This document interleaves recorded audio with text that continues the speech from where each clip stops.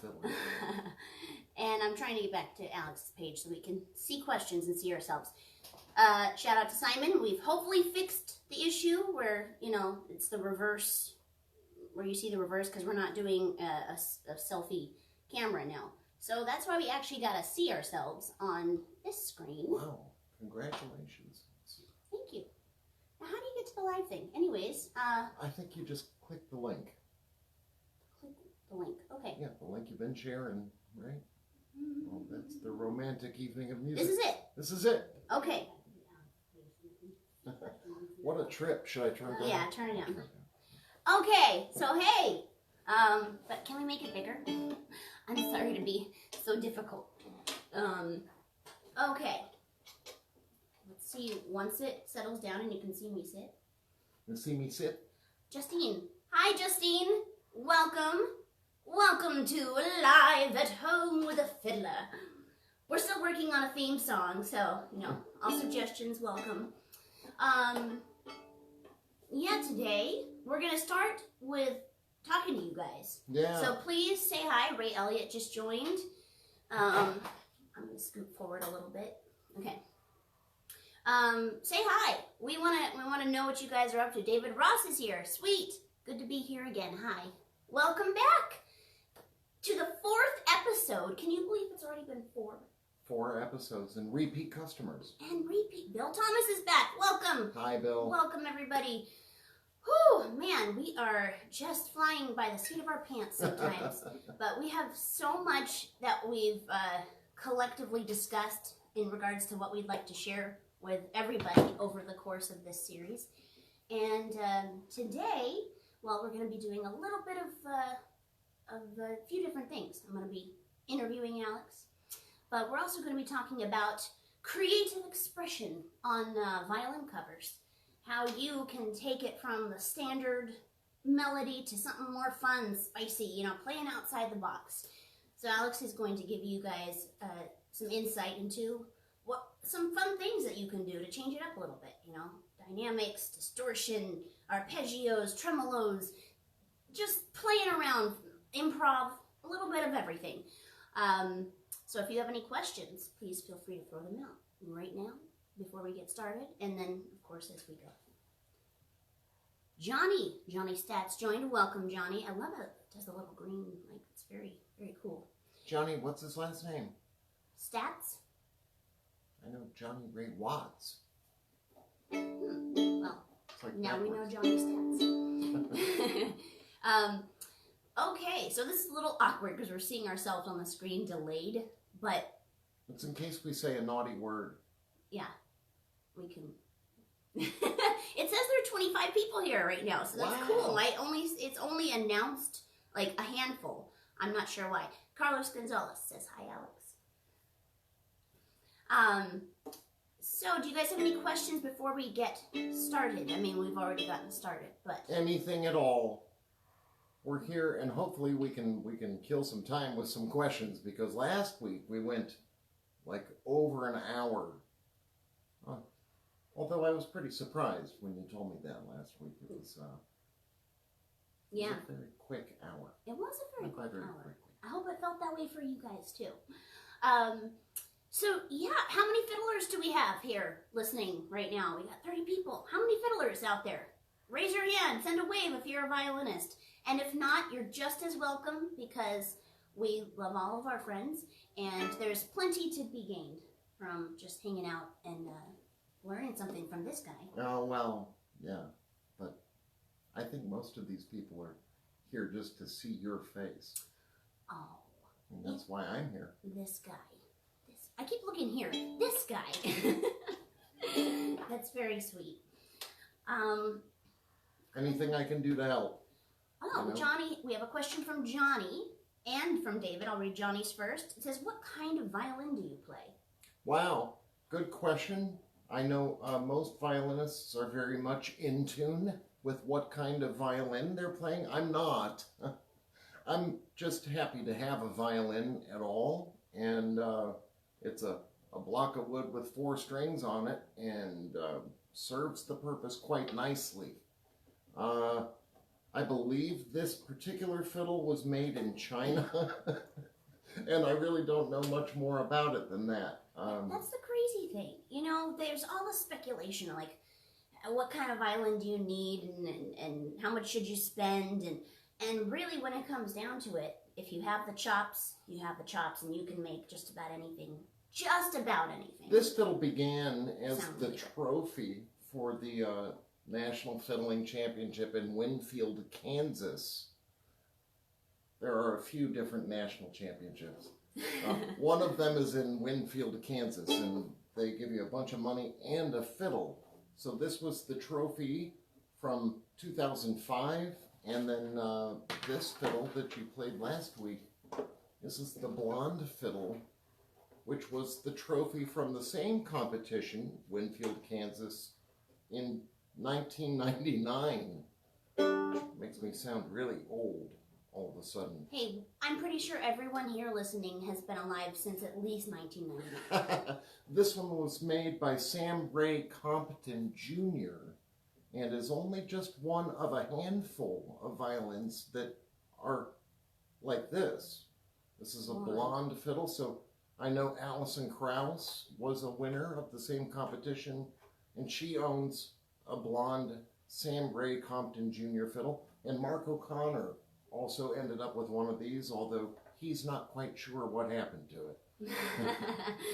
And he also has a variety of other violins. He has a 5-string acoustic that he bought from a student and friend, Dan Emmett. He has a Markwood Viper violin. You have some Glasser acoustic electric violins. I'm especially proud of those. Yeah, and he also, shout out to Glasser. They are a sponsor of this gentleman. He plays exclusively on his Glasser bows. Yeah. And they come in all kinds of fun colors, and you can pick the hair color. That was custom made for Aria right there because she loves pink. What can I say? I'm a girly girl. I like a lot of colors, though. The more expressive you can be, the better. So we have David Ross wants to know how long you had your fiddle. How long I've had this. So the competition we were just talking about in Winfield, Kansas, is one where you have to wait 5 years before you can win it again. That's how important they deem that top prize. So I went ahead and waited the 5 years and then was fortunate enough to have won it again. So that would have been 1999 for the first one, and then 2005 for the second one. Wow. So you won it 5 years apart, like, because Yeah. you had to wait that long and you won it again. I think 6, but it's a one-piece back, and that's immediately, you know, for any violinist, that's a sign of a pretty decent fiddle. A one-piece back. Who would have thought that would make a difference? But Yeah. that's really interesting. Bill Thomas says fiddle here. So Bill Thomas is a fiddle player. Thank you for answering my question. That's cool. I'm sure there's more fiddle players here, but nobody's spoken up yet. Linda Gamel Hi. says hi. Christy, Courtney, and Eric joined. Thank you guys for being here. So we got any other questions? Because we're going to get started into our main course soon. Which I have no idea what that is. But, Yeah, that's the fun of it. It does make me hungry. I'm just gonna throw it out there. Oh, got a comment. Fiddle here. David Ross is a fiddle player. Awesome. Well, I'm so glad you guys are here because. Hi, Courtney Rapp. And yes, Courtney. Do you know Courtney? I do. Yeah. Oh, okay. From Ohio. And Linda is also a fiddler. Awesome. Well, you guys are in for a treat because I'm around this guy a lot, and I've known him for about 13 years now, and he's one of the most expressive and creative violinists I think this world has ever known. Oh. Personal opinion, but I think many might share it. So, one thing I've always loved about what Alex does with a melody, like if he's covering a song, is it's never... Well, let me back up. One thing that kind of gets to me when I'm watching a violinist cover a tune is when they stick just to the melody, like just to the original phrasing and the original rhythm of the melody. In promoting this episode, I had talked about how violinists don't have the luxury of the lyrics to express the meaning of the song. So there's all kinds of other ways that you can do so using various techniques, and we're going to get into that. And, oh, Danny. Pensacola, Florida. Danny plays the bass violin. What's a bass violin? The double bass. Oh, okay. Yeah, they're all fiddles. A lot of people from coast to coast refer to it as a fiddle. Yeah, go ahead and play that big fiddle over there. I'm trying to get that under your chin. That would be a crazy challenge. And Shoshana is hey from Pensacola. You saw that already. So where was I? Talking about, fiddle covers.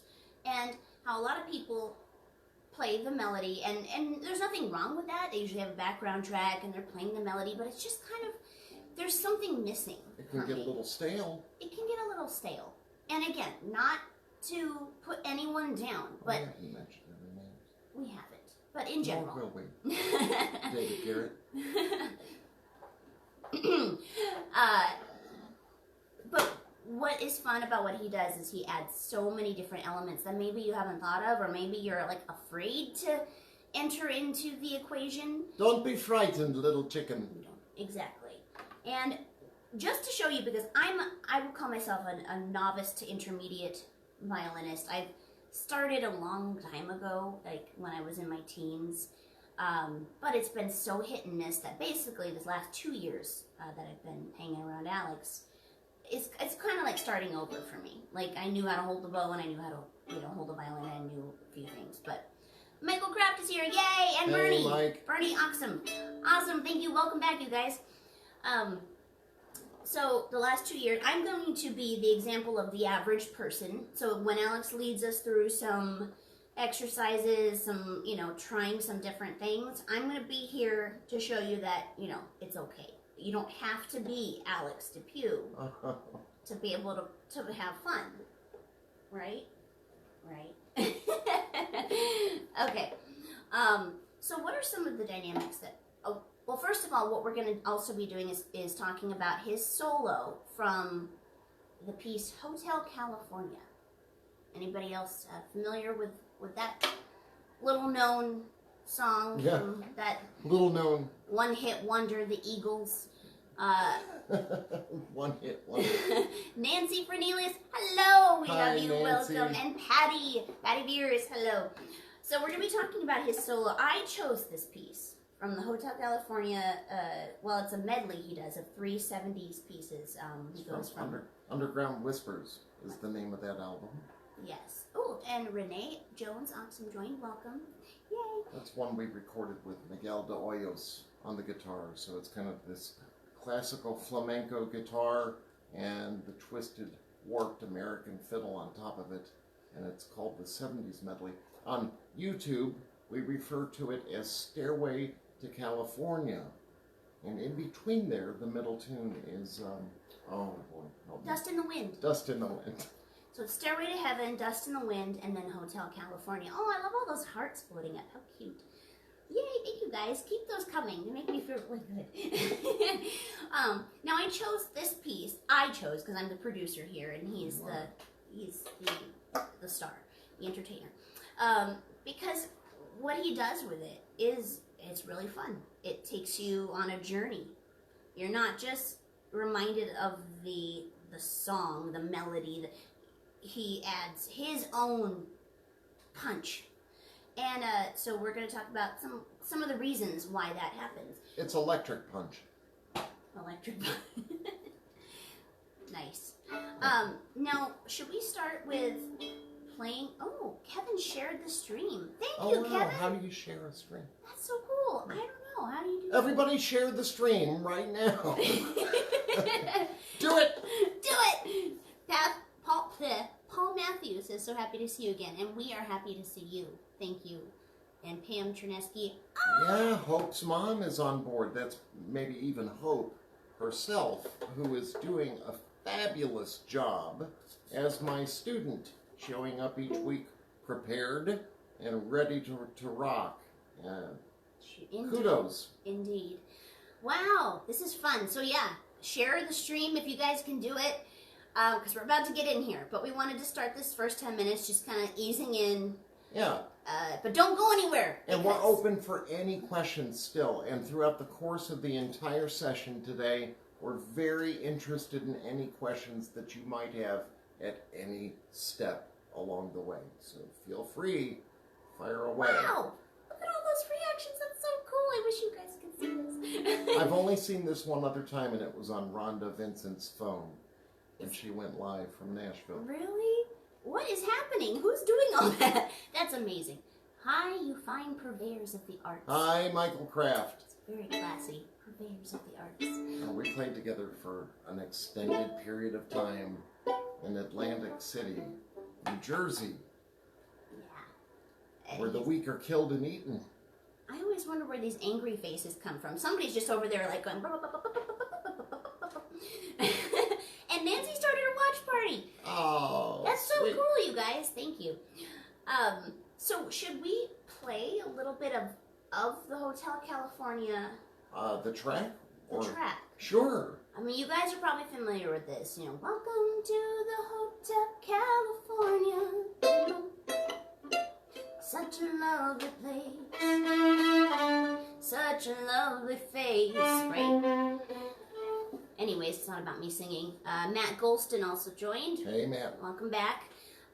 So what we're gonna do? Can you just play the melody just the melody right now of the chorus? Okay, of the chorus. Just simple, straightforward, like it's done in the song. Okay, should I play with vibrato and like good tone, or? Yeah, vibrato and good tone, because most Okay. people try to include that. So you want me to try? But don't do anything fancy. Don't do Okay. anything fun. Don't do any Okay. slides or trim, nothing else. So just one, the chorus. 2, and chorus. Here we go.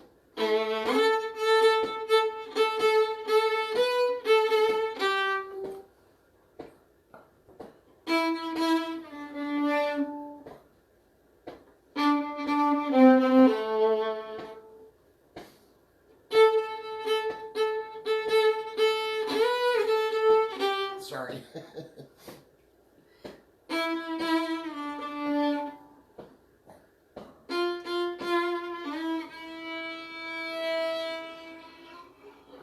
Wow, very nice. That's very. I say that's very nice because it was very clean, and it'll get you guys in the mode of what are we listening to, you know. So now that was the straightforward, you know, kind of as sung version. You didn't play any accompaniment. You didn't mess with the rhythm or distortion or any. You didn't add any elements. So when you play it,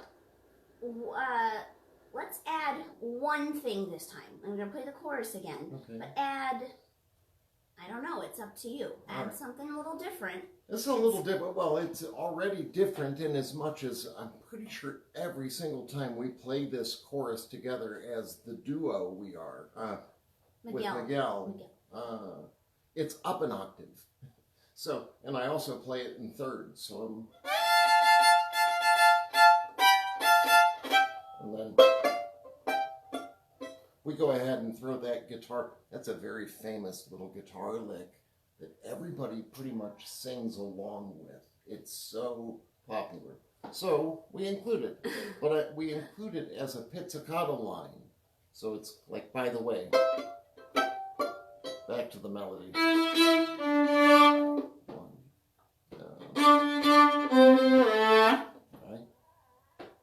Now, can I say something? Sure. Now, I asked him to add one element. He added about 3 this time.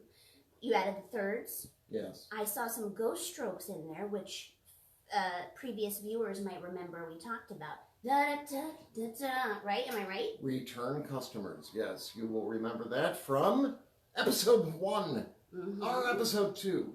Probably both. And you added thirds, and you added accompaniment with the pizzicato, because nobody sings dun dun dun dun dun dun. No one sings that part.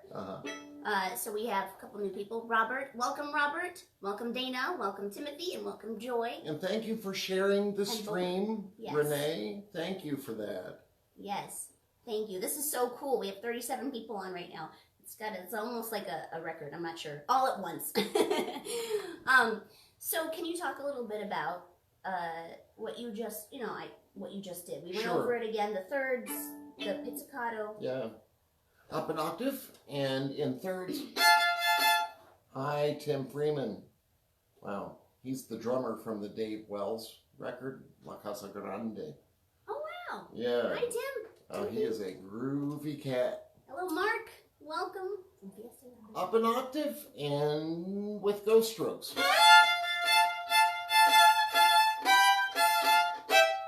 I could easily eat up 10 minutes of time by just explaining what happened with this secret little fingering I use quite a bit.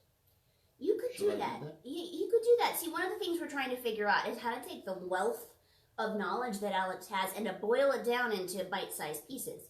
Because I have this whole page and I'm like, I wrote all these notes, but we don't know, we're still figuring out how to make it applicable to you guys out there. So why don't you take some time and explain what you were... Sure. So if you're in third position and you're playing this chorus, mind you, we're down a full step from the original key. We're in the key of A minor for this.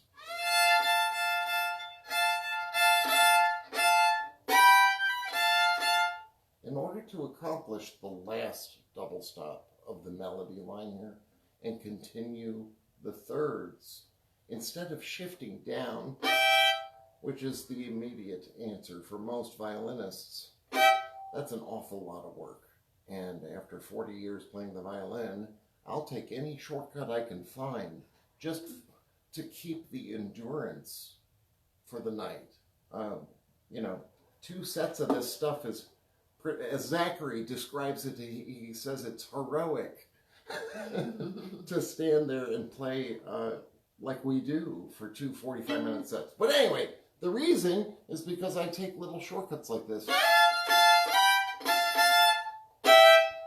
and just use a 4 and a 0 to complete that phrase.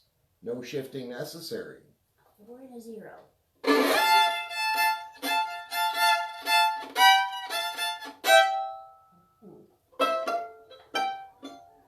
So that's cool. You know, every student I've ever shared that with is like, they light up. Hope Chernesky was one of them, actually. She lit up like a Christmas tree when I explained this 4-0 phenomenon to her. Wow. And still what's cool about that is watching his fingers do the double stops. You go from a 2 and a 4 to a 1 and a 3, and that's still so far beyond what most people will do because they're sticking to that melody. Da, da, da, da, da. And he has... Play that again.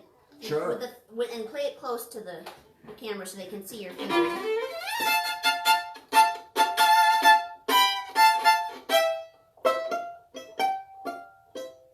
I'm not sure if that's translating well. Can you see everything in the... Yeah. See it? Yeah.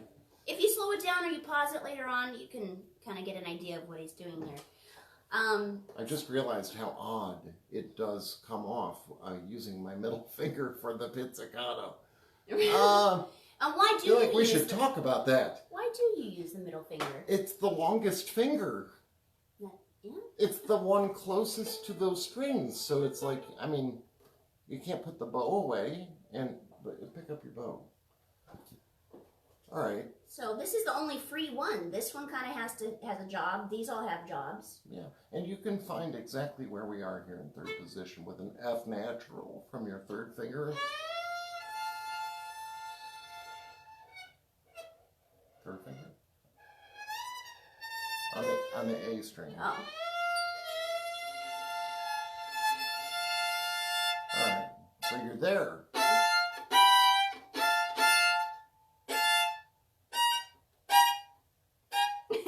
Higher 2. Oh. See, I've never done this before, ever, so. You're doing just fine. And then 4-0. Oh, 4-0? Still in third position. Join us! Everybody grab your fiddle. Share the stream. Grab your fiddle. Kate Byrne is here. Welcome, Kate. Oh, hi, Kate. How's school going? How are things? What's up? And Chandra Cooper, Symbol, says, Alex, you know you're my favorite all the way back to Most Wanted days. Wow. Most Wanted days. We could fire off a few of those hits for you. We actually found one the other day called Sail On. Sail On. That was really good. It was an original by the Most Wanted band. I'm a little bummed that I missed out on his Most Wanted days because it sounded like a crazy life. And we did a grunge version of the Pink Panther back then.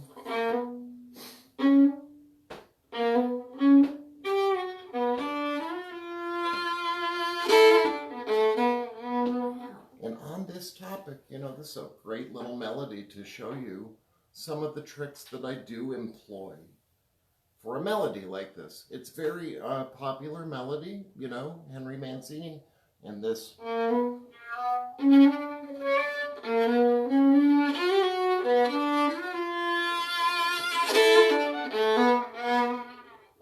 Now that was loaded right there. That phrase was loaded with anything and everything I have to offer the musical phrase.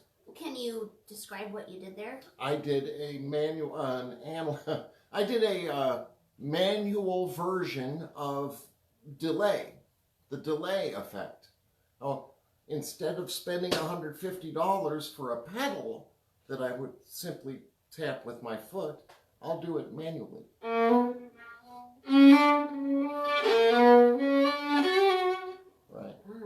Very cool. So I do it all over the place. If you were to look at the video Stairway to California, the second time the violin goes through the melody, this would be up an octave the second time.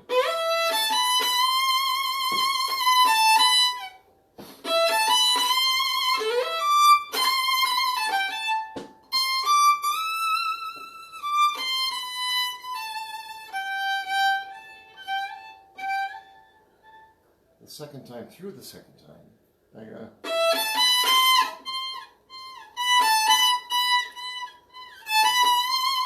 So it's a little bit of a delay effect, but it's done manually, obviously, without any electronics. That's super cool. I love that. I love that. Now in that same snippet of the Pink Panther just now, we had a little dose also towards the end of the phrase after this delay business.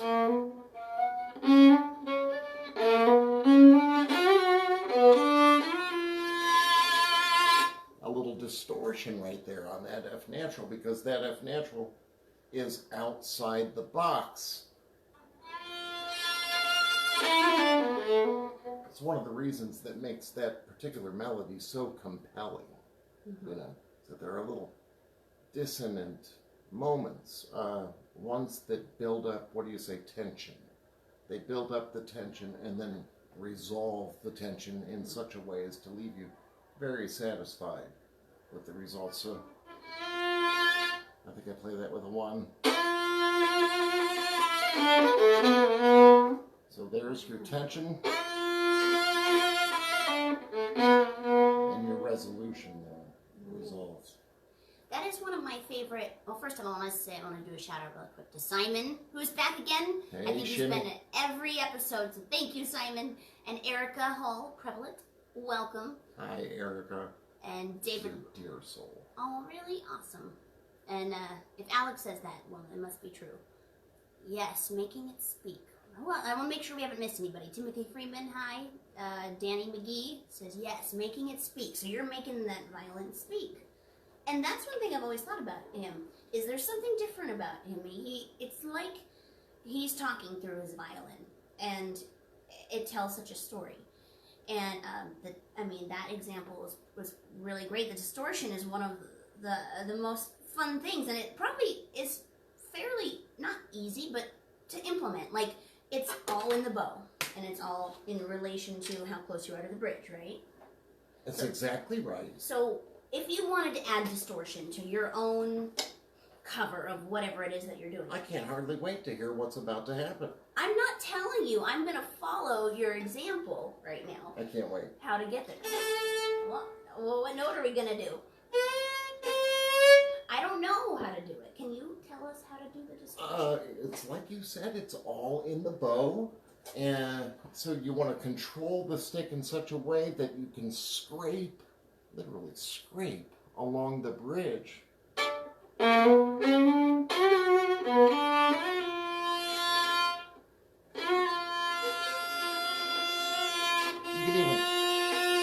can hear some overtones in there. Also, there are so many examples online.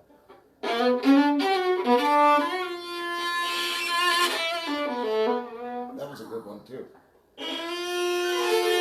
Sometimes it doesn't go well, you know. I'll be the example for when it doesn't go well. At Pretty least much give yourself every time. 3 shots at it, you know.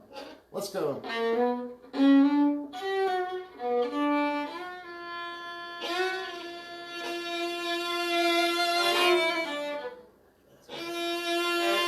See, I keep hitting the other strings. So how do you avoid So that? the tip of your bow wants to go away from you as you do this up bow. So scrape the bridge as you do that. Yes! Yowza! Oh, so you really got to get close to that bridge. Like, I know I said it before you even did. And then you did it. Oh, good. Slow the bow down so we conserve.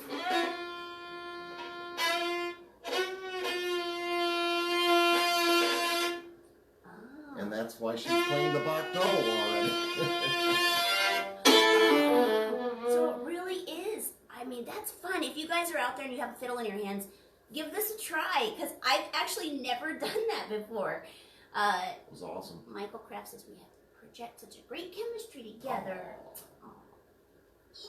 That's Don't make us make out. Okay, and then Rodrigo, Eco no violino, top. I'm not sure what that means. Technica de arco, top. Okay. That's probably what this somehow is, like the arc. What's that? I think so. Yeah. Okay. It's the bow is called a arco. Oh, in Spanish? Yes. I hope I'm right about that. Okay. Oh, there's another question in Spanish. Unfortunately. Well, we can do that.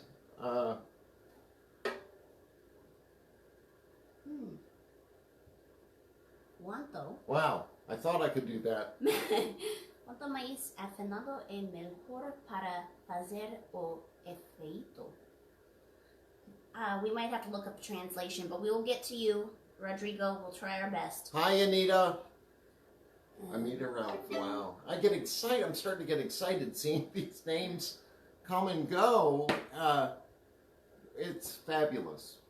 What a fabulous system. A fabulous time to be alive in this world. Lisa says, you are woohoo talented. I've known about your family for over 30 years. So glad you are keeping the musical fires burning.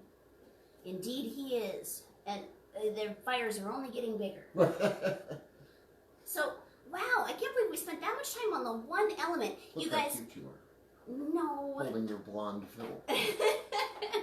That's That's the same fiddle that actually made it into a movie. It's kind of funny that, you know, you've been in so many movies and now you're holding this fiddle that has also been in movies without you or me. We're like co-stars coming together. Jeff Foxworthy, who plays that fiddle. You can see him, he's just messing around being the comedian that he is at the end of the Blue Collar Comedy Tour. And Jeff Foxworthy pretty much produced that and put it together and showed up for the video shoot where the Chris Cagle Band was waiting to do it was a Leonard Skinner remake for this as the credits roll. So you can see the credits roll. That's actually my violin track you're hearing as the credits roll. I probably played it on the Blonde because that's the only fiddle I had back then. So, yeah. Wow. Now they add a little distortion to it, so it sounds a little bit like the guitar. Leonard Skinner style. Wow. Art Berry joined and saw Noelle says hello from Myanmar. Art Berry has been just so influential with this series, and we're very thankful to Art for having the interest that he's shown here on the internet, sharing the streams and announcing the next episode and all of that stuff. We're very thankful for you, Art. Thanks for being there. Yeah, thank you. Wow, so if you guys know what I did earlier, I went through his Hotel California the whole piece, and I wrote down the different elements that he adds. So the intro, the first verse, the chorus, the second verse. It's a lot. And I also wrote down the various aspects that you can play with. And so far we've gotten distortion, thirds, and octaves. Or it reminds me about this little factoid that I'm not sure many people know about. Number one, if you haven't heard, Aria's singing voice is ridiculously over the top, amazing. She is very talented, way beyond any description the English language will allow. That's amazingly kind. All kinds of different adjectives to describe her performances because they take you on a bit of an emotional roller coaster ride. And very fun. The voice of Ducky in The Land Before Time, the movie franchise that you all know and love. And if you don't know and love it, then your kids do. I was surprised to find out that Zachary knew exactly what my little brother knew exactly what that voice is. I'm not sure why we got into that, but of all of the people who have ever paid attention to what it is I do on the violin, there's only one I've ever met who can sing almost every solo I've ever recorded. She can sing them note for note. And I'm going to interview you for a moment. How did you learn to do that? Like, what was it about the solos that prompted you to be able, or motivated to learn them? Well, first of all, I was a newbie fiddler when I first got The Fiddler, his first album. And I'm still a newbie fiddler, but anyways, I was so in love with his style of playing. It was so outside of what I had personally experienced that I listened to it so often, and I got into it, and it kind of became ingrained with my soul. And I don't know what it was. I just connected very intensely with what it is that you provided. I'm gonna hold this by the camera and look very intense while you're talking. Okay. And I listened to it enough that I mean, I think I've always kind of had those ears. I come from a musical family. I was exposed to music at a young age, but having had this excitement combined with this new venture that I was on, I memorized a lot of his pieces, and I continue to do so to this day, because someday we're gonna twin, not twin fiddle, but we're gonna twin something, and I'm gonna be singing along. I just want to say hello to Carol from Costa Rica. I think it's cool that people all around the world are watching this right now.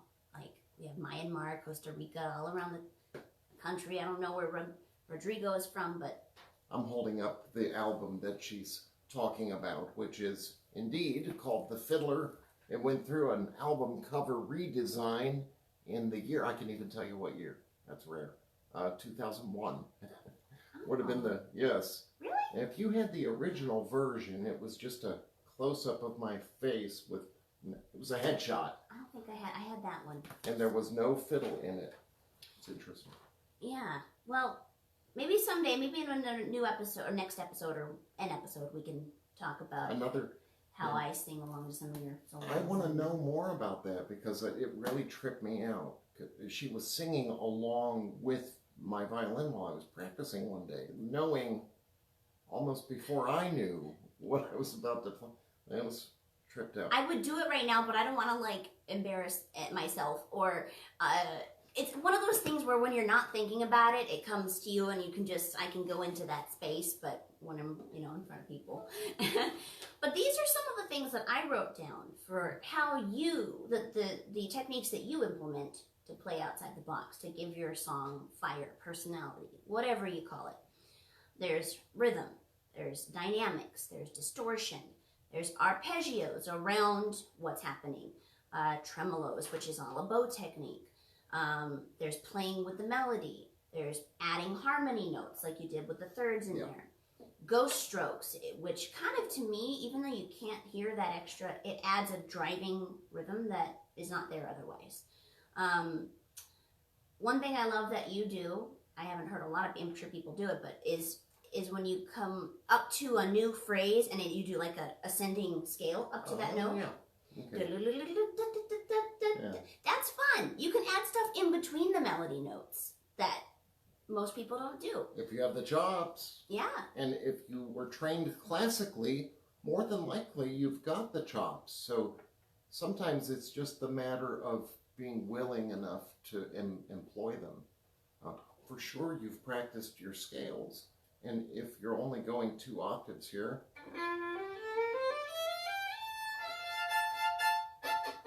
why not? Right? So that involves a lot of rhythm, though, because you have to do all of that within that very quick window leading up to the downbeat. So how would you? Well, as it's written in your score, let's just imagine in your mind's eye that it's written in your score like you might see in a piece written by Strauss, okay?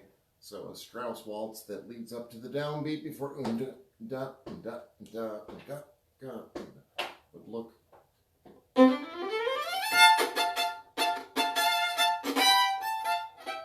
So it's the shape of that run that really demands your attention more than it is each specific note. And although that is important if you're auditioning or competing, you know, for this, i.e. improvisation, maybe it's not so important that you nail every single note and instead just allow for the shape of the line to be intact. So you've got maybe a beat, maybe even less. It just depends on where you want to put it. Right. You could even have 2 beats. Slow mo. So again, all of this can be kind of overwhelming. Like, wow, how do I take all these dynamics and add them to what I'm working on? So that's one thing I'd like to figure out, how we can kind of break that down for people. First, I want you to sing all of my solos from the fiddle. Okay, fine. Next week. That'll be episode 5, where we just play the album and listen to Aria sing along with the fiddle solo. I'll do what? it. There isn't a better birthday present I could possibly imagine. Really? Oh, well then I have 6 months.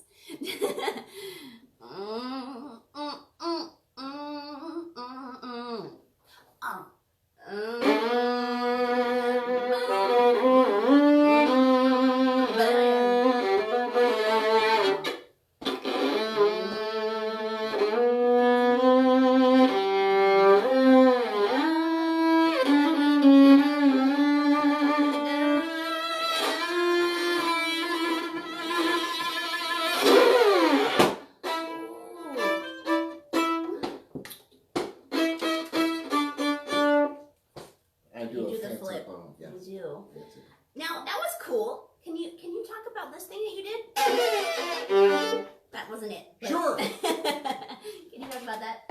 Anybody care to identify what that is in the classical world? We're watching closely for any answers. You know, I should know it's this not word. that. It's not. Do you know the word? I should know it, but I can't think of it right now. It's a glissando. That's right. Glissando. And you can place a glissando wherever it is you feel it's appropriate. But just keep in mind, as is true with all of these techniques, is as my teacher once told me, too many bananas will kill you. So too much of anything is too much. So glissandos especially, you want to be very selective as to where you put those because number one, they're easy to execute. And number two, if you do too many, they definitely start wearing on you after a while. It's like, wow, that guy can't think of anything better to play right there than another glissando. Well, that's what's cool. Oh, glissando. Bill Thomas did it. Yeah. Bill Thomas wins. Woo! Congratulations. Well, that's what's cool about you is you pepper in all of these things. You're not Mr. Glissando. You're not Mr. Tremolo. You're not Mr. Arpeggio. You're all of the things. And when you have that kind of toolbox to work with, you can have a lot of fun. So should we play Hotel California for them, the live version? Sure. Can you share the screen in such a way that they actually get to see? Well, I would have to take that over here and point it at the screen. Okay, yeah, because it's firing from there. All right.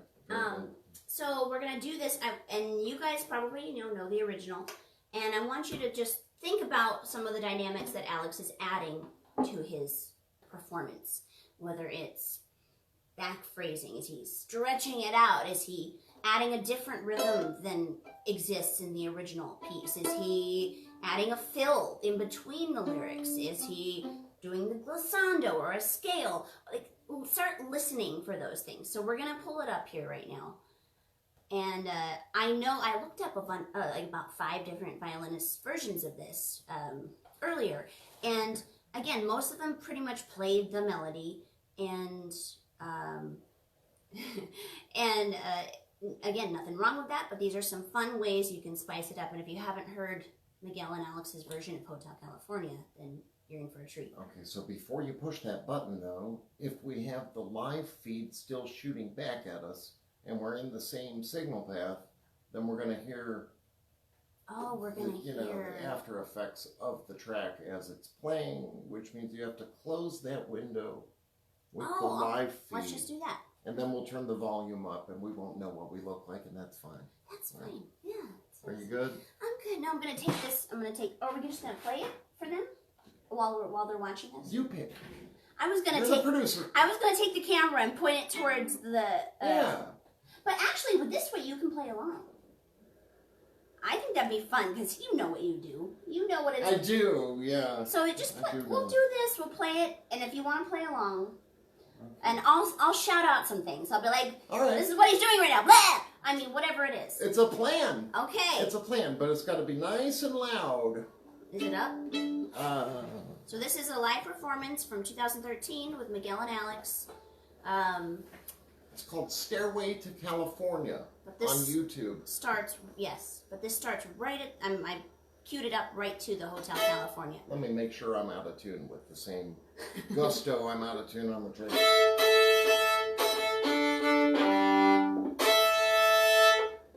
Okay. Close enough for rock and roll.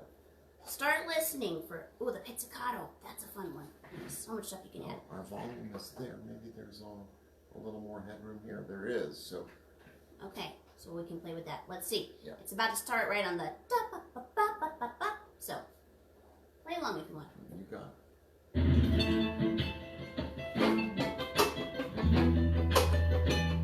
Chopping, but with notes. And it's a Latin groove. So, stop that for a second. I just want to point it out that, playing with Miguel is a real treat. And one of those aspects that makes it so attractive as a violinist is because of these little variables that you really don't know are happening unless somebody sits down and explains that this is definitely a Latin feel going on here, as opposed to the snare drum appearing on both beats 2 and 4, which would sound like this if I can do it.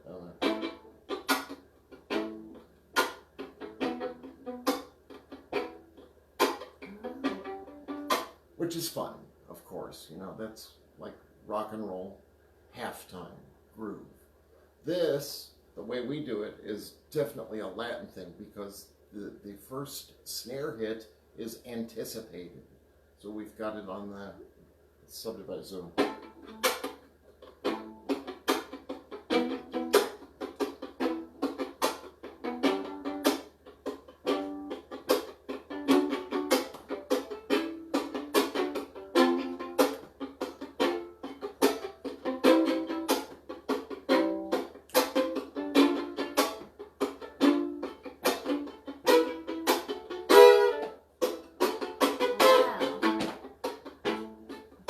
Go ahead.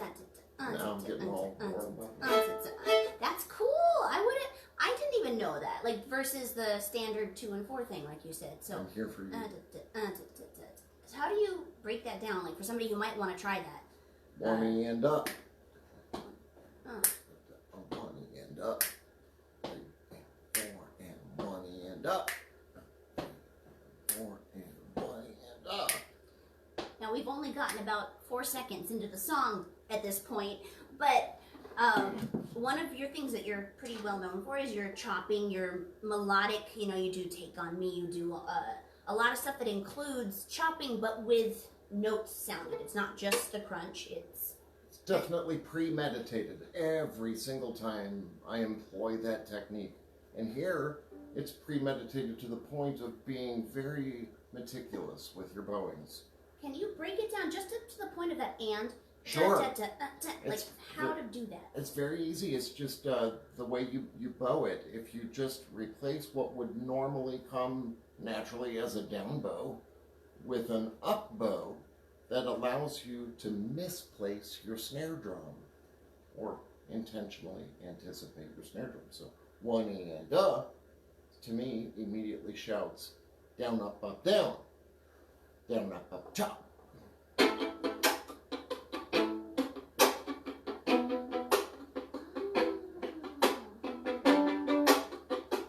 Oh, they're hard to see because they're such itty bitty little bows, but yeah. Down, I see it. Up, chop. Get a little closer to the camera. Down, up, chop. That's hard to say.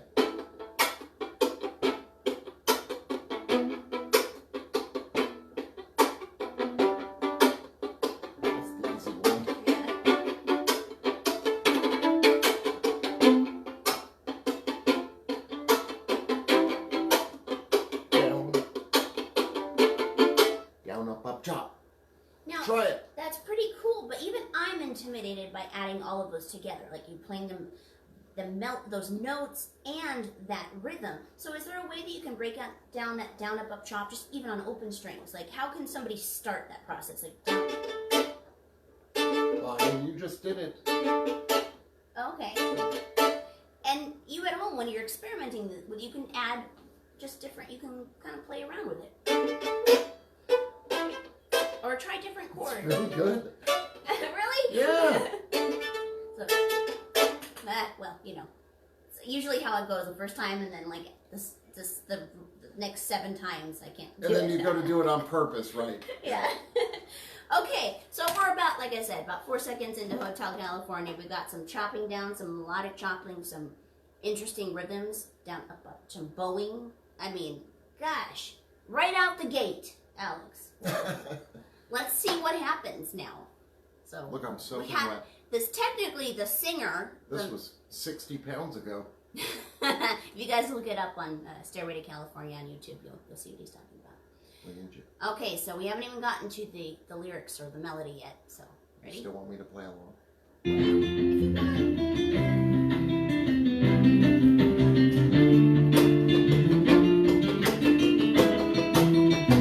Now I take it over.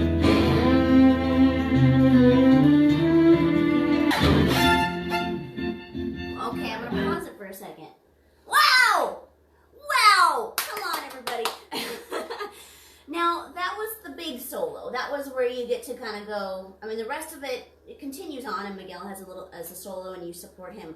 But that's so to speak. Agreed.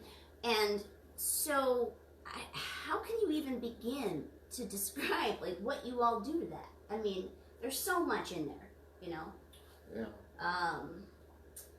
I suppose there is. There's like a lifetime of education in it. So. Okay, well, how do you start that solo?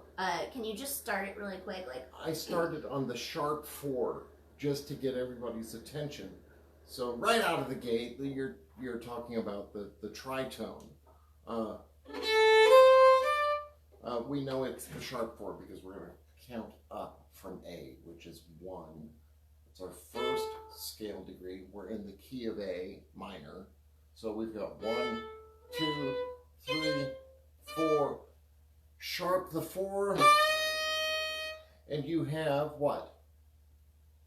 I don't know. What's the question? What do you mean? What interval from your root to the first note of the solo? That's a little tritone? It is a tritone. Why is it called a tritone? Because it's 3, I don't know. This is a question that actually stumped my father in the middle of a class that he was giving. Like, he was the teacher. It was at University of Michigan. And there was a student who raised their hand and said, you know, why is it called a tritone? And he couldn't answer the question. He had to go home, look it up. This was back when all we had was encyclopedias. And looked it up, and he came back with the answer, which is that there are 3 full steps between point A, which is actually an A. That's step 1. Here's step 2, full step, and here's step 3. Tritone. So 3 full steps between A and the next note. Creates a lot of tension. If you were to reduce it there are two other possible answers for that. We should go back to the live. Yeah. I guess we can't. Well, we're about to finish this, but you kind of, I mean. Yeah, we're done with that. We're done with that. Okay, we'll open the live. So tritone. Now, would that not normally be in the like that's not in the original, that tritone that you start on? I don't think Jimmy Page does that on the guitar. I know his solo is different, than what it is I play, because he's Jimmy Page. Like, why would I want to play Jimmy Page's solo? Why would Jimmy Page want to play my solo? He wouldn't. He just simply wouldn't. So that's our only opportunity to really give you what we've been able to achieve on the instrument for a lifetime of study. Jimmy's no exception. Anybody who plays improvisation, like improvises as a profession on the instrument, is going to look for every opportunity to integrate Jimmy Page everything does you've that learned. on the guitar. I know his solo is different. We're a little delayed here. So, what else? The Diablo in music, forbidden in early times. Yeah, it's also called the Devil's Interval, the tritone. And there are two other names which are actually more technically acceptable for that particular interval. And can you come up with one of the two? We know it's a fourth of some kind, right? Okay, an augmented fourth? Augmented fourth. Okay. Also, an augmented fourth could be renamed as... A diminished fifth. A diminished fifth. Yay! Sorry, I get excited sometimes. That's tight. Thank you. That's pretty tight. Augmented fourth or diminished fifth. It's right in between. It's all in regards to tonality and modes, though, because there's, We were talking about tension and release, or tension and resolution. It resolves. So this tension comes right out of the gate in the form of your rock violin solo.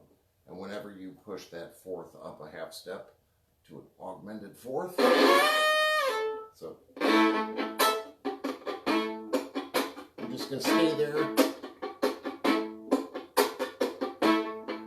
get our ears acclimated to A minor.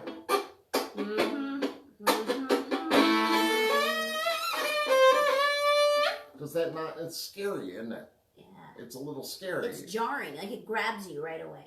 So there you go. There's a choice that's a conscious decision on my part to go ahead and start that solo in that particular manner. And somebody might normally go to what? Da, da, da, da, da. Yeah. And you go, da. It's just the half note off, right? Yes, that's exactly right. Okay. Now one could somehow justify that as being bluesy, but it's not really. It's more brainy than bluesy, believe it or not. Yeah. And we are going into some of these things. Mark says, can you describe all the things that we just heard in that solo that we'll never be able to do? I know how you feel. Yeah, that's very kind of you, but it's really not so far off for any violinist. If you probably couldn't hear me during while we were playing it, I was like yelling things out, like this is what the octaves or the whatever he was doing at the time. But we've discussed, how do we even recap? Distortions, glissandos, thirds, harmony.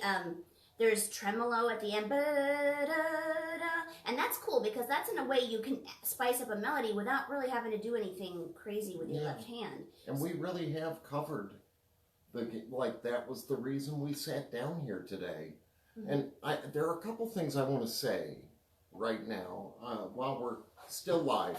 Number one is that February, March, even April are the worst months of the year to be a freelance musician.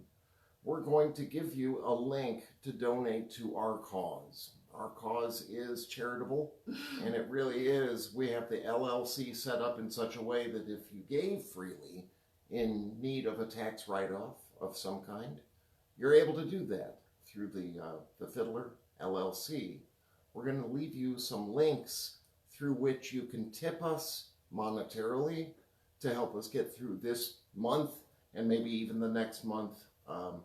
It's a needed part of being a freelance musician is your help and your charitable donations.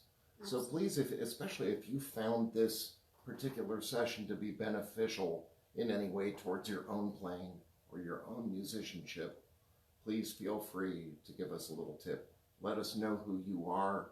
We will remember those names, and heaven help you if you ever end up in one of our audiences, because we'll be sure to embarrass you at that point and make it clear to everybody in the room that you are indeed responsible for supporting the arts on that level. We have several different means for doing that, one of which is the most direct PayPal link. It says even donation to the Fiddler LLC when you click on it. Believe it or not, this is the entire room. I know it looks fancy, and I put on my fancy jacket tonight to be able to talk to you all about this subject. It's not the most comfortable subject for me to address, but it's an important one. You know? Let's find the link. We can post it in the comments if Yes. anybody feels led. As we've mentioned before, another way to support and to gain something. I mean, we're doing these live ones for free, but Alex is going to be giving some more detailed ways to break these things down and actually have something to practice. Yeah. Because right now, there's a lot you can practice, but it's still so heady, and it's like broken up into so many different subjects that it's like, wow, where do I even start? But on patreon.com/Alex DePue, he will be going into some, more detailed videos, and you can support on a monthly basis and gain a lot from that. So Yeah. I mean, I already have on the tip of my brain so many different exercises to immediately employ in the technical department, i.e., in this case, especially for your left hand and your pinky. So, shall I explain? Maybe let's leave them. I mean, we have been at this a little over an hour now, so let's leave them with something we can take away and go practice. I'll leave you with what I hope is the perfect teaser to get you to tune in with us at patreon.com, because this may be one of the very first exercises that we go through together. And it has to do with what I just mentioned, your fourth finger and the muscle that you're building. It's this muscle here at the base of your pinky. And strength in that department, in that muscle, allows for curved pinkies whenever you need a curved pinky. So that's pretty much always. The first answer for most violinists when they first get the violin in their hand is to get their curved pinky by going this direction, which makes sense. Like the natural answer with the violin in your hand just might be to achieve this with a collapsed wrist. So I'm waiting for it to happen visually so I know that you have absorbed that. And there it goes, a collapsed wrist. But with your wrist collapsed, that only allows you so much room here. I can't even really get a B natural into, and we're talking about the easiest string of the four. It's true. And when you watch a lot of fiddlers, they'll get through their fiddle tunes with this collapsed wrist. But the way we address this from a classical vantage point, okay, is the opposite. We go the opposite direction with that wrist and create the space needed to achieve a curved fourth finger. So it's just that easy. And you can see that muscle bulging out right there. It's one of the largest muscles I have, actually, for its size. And the other one, well, we'll get into that. It's a piano muscle from my thumb. Anyway, curved fourth finger, we achieve that by extending the wrist away from you as opposed to collapsing it and having it smashed. Nobody wants that. Nor can you have your fourth finger with a collapsed wrist curved well enough to also clear the A string to send them both together. Well, it's a very important topic, and there's a specific exercise that I will give to you on Patreon to develop that muscle and allow for a very reliable pinky for you. All right? Where can I get the PayPal donate buttons? Can you find that real quick while I take over talking? I just posted that somewhere. It would have been Punta Banda. Oh, okay. So, yeah, I would encourage you guys to listen to that Hotel California and just write down what you noticed. I did that earlier today. And even though I already knew it was cool, it was still kind of mind-blowing to realize. And compare it with the song. You know, what is it that he's doing that's different? And what can you do? You know, there's little things like sliding into a note or falling off of a note. I think those things are super cool. They're really easy, you know, or like just little things to give that one note personality. How can you give one note personality? If you can do that, then you can start to do, you know, start the journey towards what Alex does. That note distortion, which I just learned today. That was really well done. Thank you. I mean, I'm going to have to practice that. But I think that should do it. The speed of your vibrato can give it personality. Is it or is it like messy and drunk? That's one thing I love about some of his stuff. Is it can sound like you bring out the mood of the piece. I had written down this note earlier. It says, does your playing match the mood of the song? If it's a rock and roll song and the singing is rough and gritty and wild, does a pretty soothing violin tone really serve the message of the song? And that's something when you realize, like, what I'm trying to accomplish communicating this piece in all of its glory. What can I do to give the melody and those notes that extra something, you know? And you're very good at explaining this. Thank you. Very nice. It's all off the top of my head, which is crazy. I'm not usually what? Feel free to like the video, subscribe, ring the bell, which we all know what that means nowadays, right? There's a little bell icon at the very top of the video page there. I'm hovering on it right now, and I see that it does work, and that allows you to be notified every single time we release something new, which is going to be a lot. We're going to be doing this a lot because, you know what, she doesn't treat me, she treats me like her slave. Like, I just have to do what I'm told and like it. Yeah, well, I'm fine with that. I love it. he needs it. He needs a little extra. Thank you. And I brought Mr. Robin out because I wanted you to see one of the mouths that we have to feed. That's good. He eats a lot of cat food. He does. Last, a week or two ago, Nancy wanted to see Robin. This is Robin. Oh. He's my big, fat, lovey, tabby kitty, and he's kind of being difficult right now, but he's actually very cool. He's very cool. He's very chill. Like, he'll just let me do kind of anything to him. Can you believe that hour went by? Look at that baby. He's so cute, my baby. Mwah. Okay, look at his big tubby tummy. It was over an hour. It was. Okay, so I think do we have any questions before we go? We are about to sign off. Thank you for being here. Really fun. We hope to see you guys at patreon.com or next week, 5:30 p.m. Pacific time, 8:30 Eastern time, at home with the fiddler and his sidekick, the singer. Aria, Noelle, Curzon. And please keep the questions. Bill Thomas says, thanks for the time spent and the tips shared. You're very welcome. It's a pleasure. We'd really like to streamline this and make it, what you guys want to see. So please keep posting comments, questions, concerns, celebrations.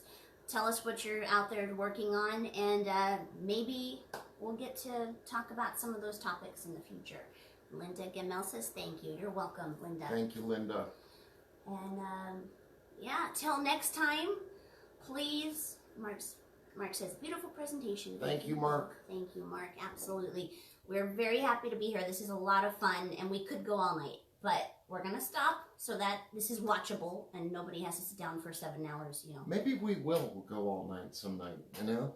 Just to see if we can beat the record. Dorothea!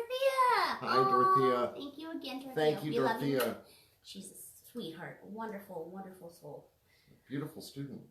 And that. Oh my gosh. She's been my student for like... How long have you been my student, Dorothea? I think you're the longest running student in my life at this point. I want to say 2006. Wow, Right. just before I met you. Wow. Well, this has been awesome. Thank you all for coming back. Again, think about it. Think about what you'd like to see from this guy. He can pretty much teach you anything. So, what is it you want to see next time or in the future? Be happy to cover it, and we're going to be doing. She says 5 years. 5 years. Oh, That that doesn't doesn't seem. sound right either. Well, maybe you've known her longer than you've taught her. Is that That's probably what it is. okay? You've known her at least probably 13, 14 something years. We but- met in Philadelphia. Yeah, she's been a wonderful supporter and friend all of those years. Okay, I think I've tried to say goodbye about 7 times now. But do you have anything else to add before we go? No. Okay, signing off. We'll see you guys next week. And keep an eye on this page because we're going to be putting out information on his upcoming shows. And Support the arts. Join Patreon /Alex DePue for that 4-finger exercise that I promised. And that should happen this week already. Yes. So sign up on our lowest tier if that's what you can afford. And I promise you that the information you gain will be every bit worth that much. yes, and Thank you easy to again. break down. Okay. We're going to sign off and say goodnight. And we'll see you next week. Same time, same place, Monday nights at 5:30 Pacific time. Goodbye to you. Cheers. I don't know how to end it.